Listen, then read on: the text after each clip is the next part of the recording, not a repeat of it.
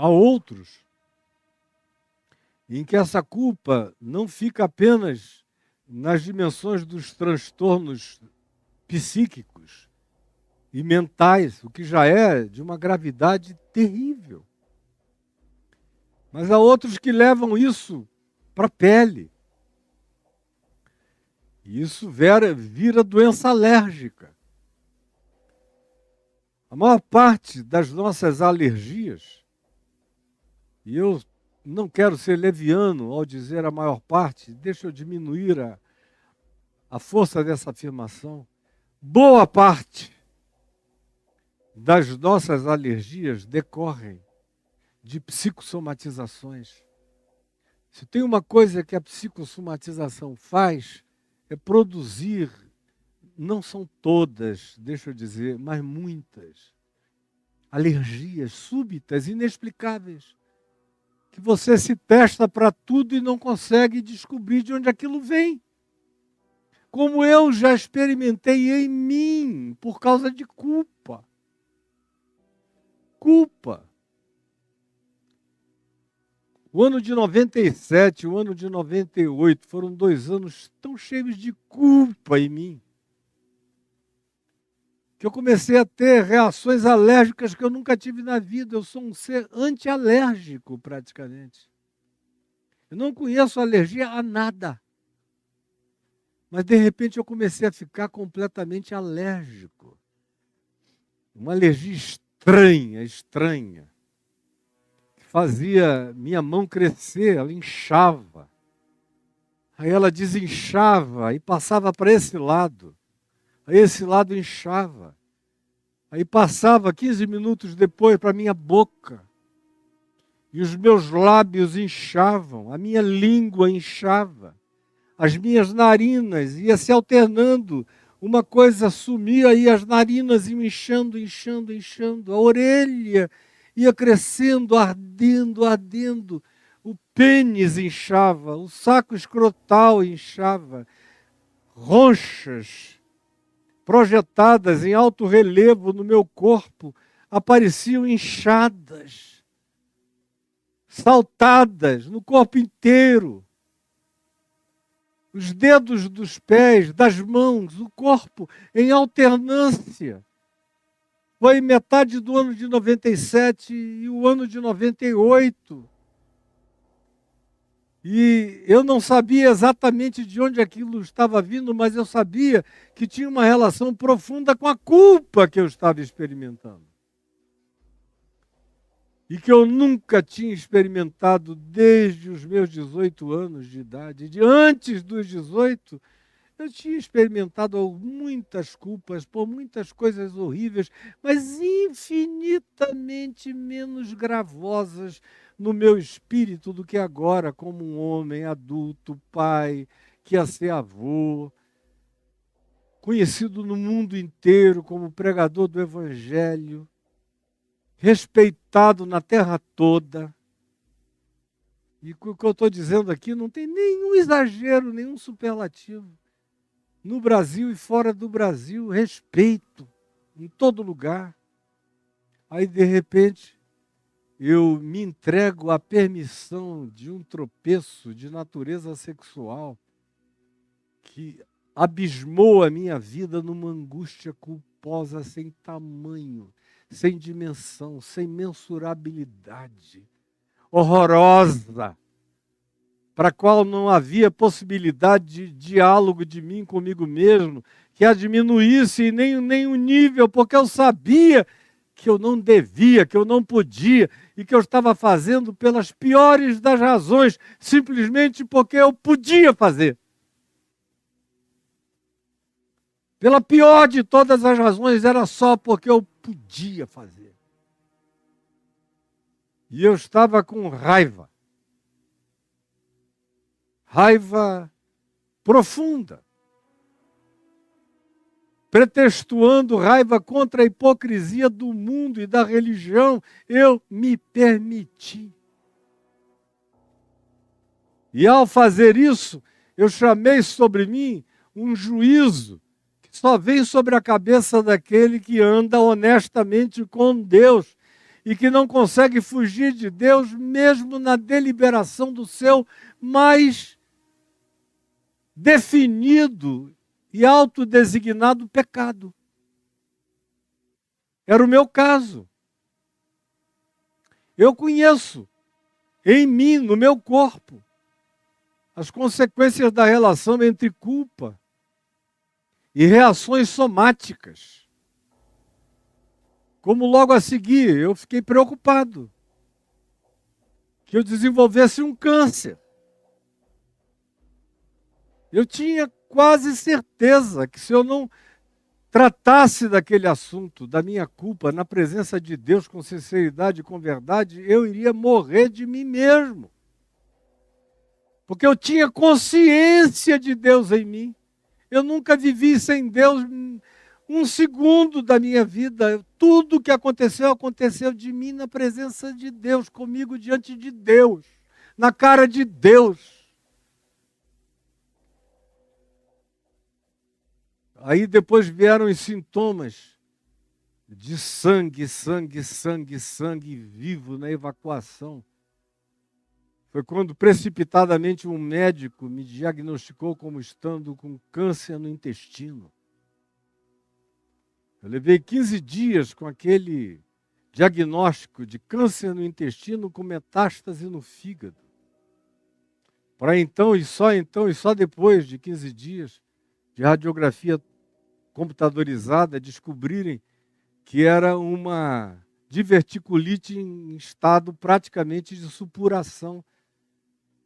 Graças a Deus eu estava supurando para dentro do fluxo intestinal, que se tivesse ido para fora, teria dado septicemia, eu teria morrido de infecção generalizada, sem assistência médica nenhuma nos Estados Unidos.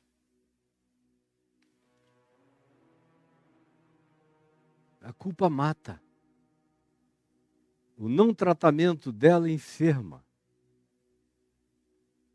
E eu sei disso na minha vida e na vida de milhares de outros. Como, por exemplo, só para concluir, porque o tempo já estourou bastante aqui.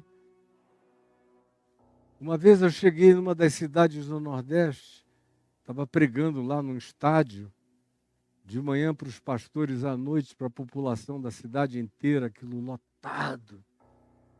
E alguém me pediu insistentemente para visitar um dos homens mais ricos da localidade, que tinha matado um genro, atirado no genro e matado o genro, por ódio, por causa de uma confusão do genro com a filha dele, ele matou o genro. Um genro a quem ele amava, tinha amado a vida inteira, mas matou no impulso de raiva. E depois que matou, deu um grito e nunca mais falou. Emudeceu para sempre. E eu aceitei ser levado lá e fui lá. Era uma manhã quando eu entrei na casa, num bom apartamento dele, o homem calado. Já há alguns anos calado, a boca vai murchando. Não se faz exercício. Isso que eu estou fazendo aqui é um exercício de musculatura facial extraordinário. Você para de falar, vai murchando tudo, vai secando tudo na face. Ele já estava totalmente deformado pela ausência de vocalização. E eu cheguei e comecei a falar de perdão. Aí eu vi o homem começar a chorar. E eu disse a ele, em nome de Jesus. E vai ter gente aqui me acusando de blasfêmia. Porque eu falei a ele, eu vim aqui, em nome de Jesus, dizer a você, filho.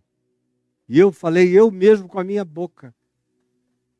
Eu vim aqui em nome de Jesus, com a autoridade que Jesus me dá no Evangelho, de fazer como Ele fez, de repeti-lo em favor do meu próximo, com toda a minha sinceridade, como se Cristo mesmo estivesse aqui e Ele está operando através de mim, em ti. Eu te digo, filho, estão perdoados os teus pecados. Família perplexa, o homem chorando. E quando eu acabei de falar, pela primeira vez em anos, ouviu-se uma voz saindo quase gutural, pela falta de musculatura facial e pela paralisia na própria língua, que já não se movia tremulante para falar há quantos anos? Se ouviu aquela voz vindo de dentro dele. Jesus! Jesus! E ele começou a dizer Jesus, e à medida em que ele ia dizendo, ia falando cada vez mais claramente, mais claramente, mais claramente, até que ele disse obrigado, obrigado, até que ele falou fluentemente obrigado, Jesus, por me perdoares, anos depois. Agora, ele tinha ido para todos os especialistas, em todas as correntes psicológicas, e tinha tomado todos os remédios, for assistido por todos os psiquiatras, mas era preciso que chegasse alguém com a autoridade de Jesus, falando em nome de Jesus, como se fosse o próprio Cristo. Filho, estão perdoados os teus pecados. Como eu vejo a minha vida inteira, faz meio século, eu ouço milhares e milhares de histórias de pessoas, aonde eu vou, dizendo eu estava na situação tal, são as situações mais horrorosas, de tratamentos longos e prolongados sem cura. E a pessoa diz, eu comecei a te ouvir e eu criei no que você estava pregando. Sobre Jesus, sobre a presença dele conosco, em nós. Eu criei, eu tomei posse. Foi como se aquilo fosse tirado de mim com a mão.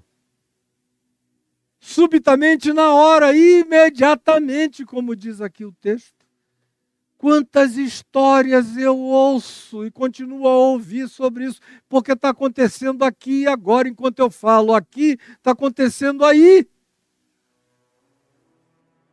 E eu não tenho a menor dúvida do que eu estou dizendo. E não há nenhuma tentativa de trucagem, de pressionamento, de sugestão, não. É a certeza de uma vida inteira que está falando com você. E é a certeza do Evangelho transformada na minha vida inteira, dizendo isso a você. Quando os seus pecados estiverem perdoados, e eles já estão, eles já foram levados na cruz, já está tudo pago,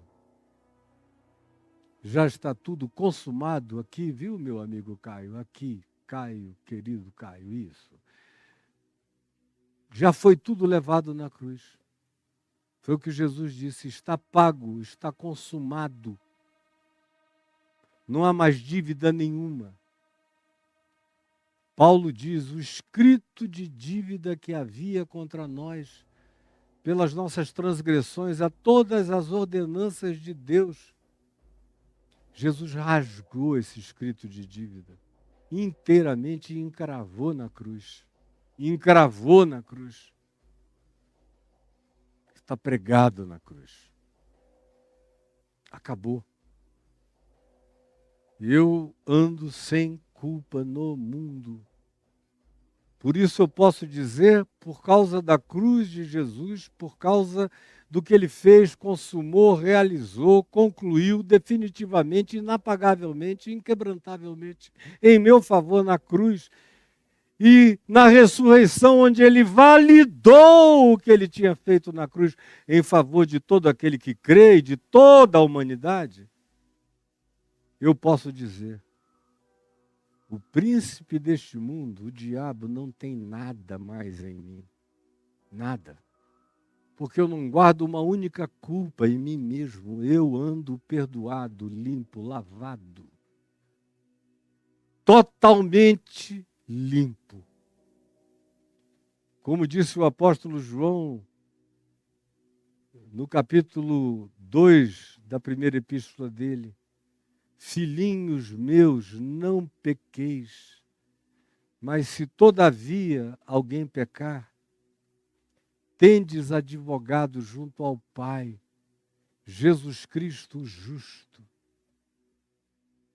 Ele é a propiciação pelos nossos pecados. Ele é a cobertura pelos nossos pecados. E não somente pelos nossos próprios, mas ainda pelos do mundo inteiro. E eu crerei sempre nisso. Isso não abre margem para nenhum cinismo em mim.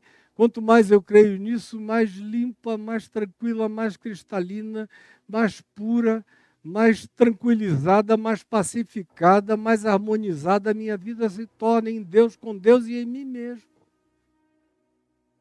E em relação a todo e qualquer outro próximo que eu tenha. Será sempre assim com a graça de Deus até o último dia da minha existência. Porque eu não sei e não quero viver de outro modo, e a existência de outro modo, qualquer tentativa de praticá-la de outro modo é insuportável. É insuportável. É adoecedora, arruína com a gente na mesma hora, começa a fazer mal e não demora. Eu já extrapolei o nosso tempo imensamente, e eu quero só pedir a Ti, Jesus, que essa palavra sobre culpa e graça, culpa e perdão, culpa e cura divina, culpa e restauração na graça de Deus, tenha chegado ao coração de alguém, que ouça, que reouça, que introjete, que guarde, que assuma, que abrace e se deixe abraçar por essa palavra do Evangelho, que está aqui posta diante de quem quiser, a qualquer hora e a qualquer tempo que o coração deseje receber. É o que eu te imploro, é o que eu te peço. Agora,